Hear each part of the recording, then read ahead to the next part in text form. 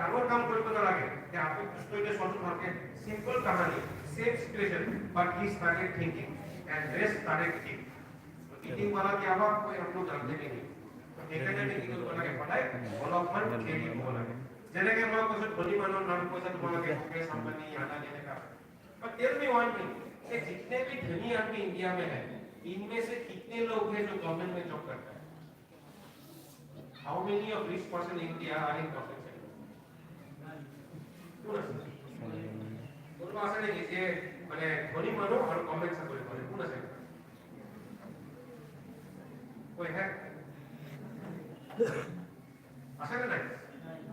তো কি তাই ধনী আৰু গভৰ্ণমেণ্ট দুটা হোক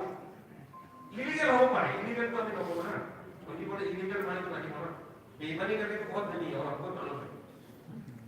सो अभी क्या करेगा गवर्नमेंट जॉब करने जाएगा ना धनी होने जाएगा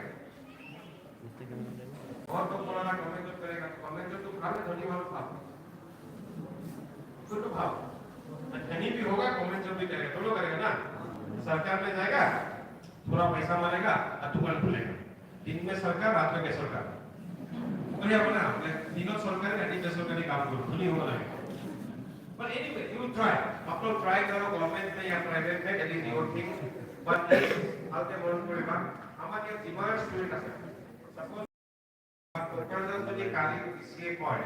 যে 10 vacancy in Kokrajhar DC office and minimum qualification is graduation কিমান মানে এপ্লাই কৰিব any idea recently আমাৰ অসম গভৰ্ণমেণ্টৰ 30,000 পোষ্টৰ কাৰণে more than 14 lakhs application কৰিছে তো যদি আমি এটা সিম্পল এক্সাম্পল মই কওঁ